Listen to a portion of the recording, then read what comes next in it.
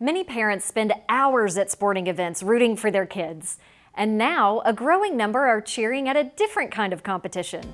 Melissa Bowman introduces us to an event that combines teamwork and technology: robotics. Robots are taking over, but not how you think. They're just the latest spectator sport. In fact, parents who knew nothing about robotics tournaments are now fanatics. As you start going around to these competitions and a lot of the same schools come and participate, you start recognizing parents and you start recognizing the other coaches, and there's always a huge feeling of community.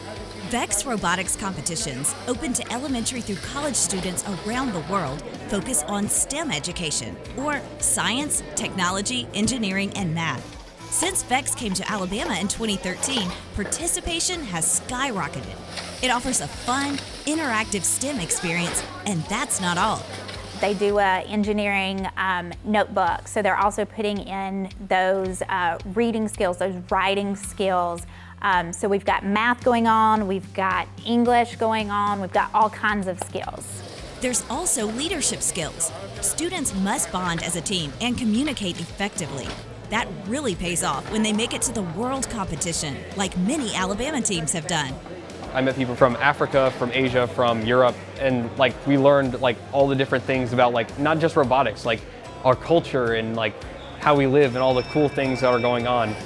VEX also teaches important life skills, like how to keep going when things don't turn out like you planned. It's teaching those kids that when you fail, figuring out how do I succeed. Their robot can fall apart into pieces, but then they've got to go back to the classroom and they've got to figure out why it happened or how can I do better. In 2020, organizers faced their own challenges. How could they hold competitions during a pandemic, especially the state championship at Auburn University? In a normal year, today this place would be full of competing teams. The games are still happening, just in a different way. After all, this competition is about finding solutions. We have our newest option that I'm very excited about is our live remote tournament. And so even though students are competing in their classrooms, they are still going to be able to compete live with other teams around Alabama, in the United States, and around the world. Remote options are here to stay. Going forward, students who can't travel will be able to participate virtually. So, expect even more kids to sign up.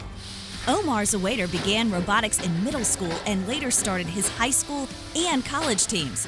He's not surprised it's catching on. I would definitely recommend it for anyone that wanted to do so. And you don't have to be the best at math or science or anything like that. Like people that want to do English all day or history, there's something for you. For Simply Southern, I'm Melissa Bowman. According to Leslie, being on a robotics team can pay off in the long run. She's heard that employers like to see that experience on resumes because they know robotics teaches teamwork as well as other employable skills. Now, if you're interested in starting a robotics program at your child's school, you can contact Leslie. Plus, the Robotics Education and Competition Foundation offers grants and has numerous resources available online. Now, living in Alabama, cows are a common sight along the highways. But have you ever wondered why farmers have them? Up next on Simply Southern, we'll ask a farmer. And spoiler alert, it's usually not for milk.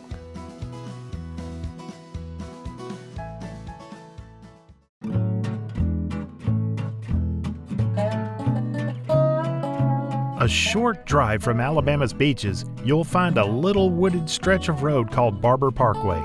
Look carefully and cautiously into the woods for a sight of Jurassic proportions.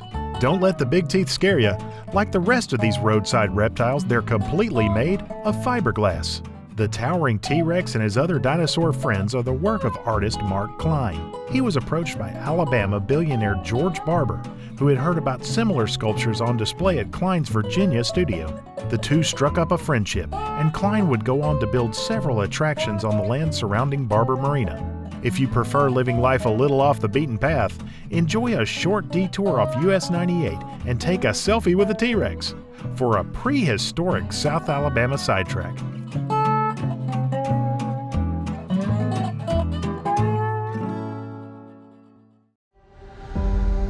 Our history is a story of hope. With strong roots in agriculture, we formed the Alabama Farmers Federation in 1921. And with our hope of serving all Alabamians, a dream was realized in 1946 when Alpha wrote its first insurance policy. We're honored to be a part of generations of families who continue to place their trust in us. As we reflect on our legacy of service to farmers, families, and communities, we celebrate our shared history with renewed hope for the future. Thank you for being a part of our story. As a farmer, I grow U.S. farm-raised catfish. Doing that, I know it's a safe product and I enjoy eating it any way my wife likes to cook it. Hi, I'm Luke Smelly and I'm Alabama 2020 Catfish Farmer of the Year from Greensboro, Alabama. If you haven't tried U.S. farm-raised catfish, you should because it's delicious. Simple as that.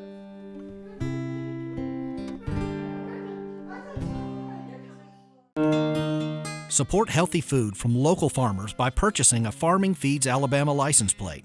The tag funds education and promotion efforts, including Ag in the Classroom, agricultural scholarships, and youth programs. Get your Ag tag today. Hi y'all, I'm Kim Earwood with Alabama Ag in the Classroom. I promise I won't steer you wrong with this rural dictionary dedicated to beef cattle. Alabama has a lot of cow-calf operations, which means a farmer maintains a constant herd of cows to produce and sell calves.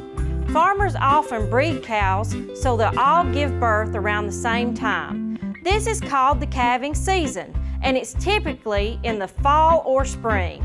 Farmers use cattle pens to corral their animals. Using a squeeze chute, farmers can work cattle, which refers to safely handling animals while providing needed medication or identification. For more ag education resources, head on over to alabamaAITC.org. This rural dictionary is brought to you by Alabama Ag in the Classroom. See you next time.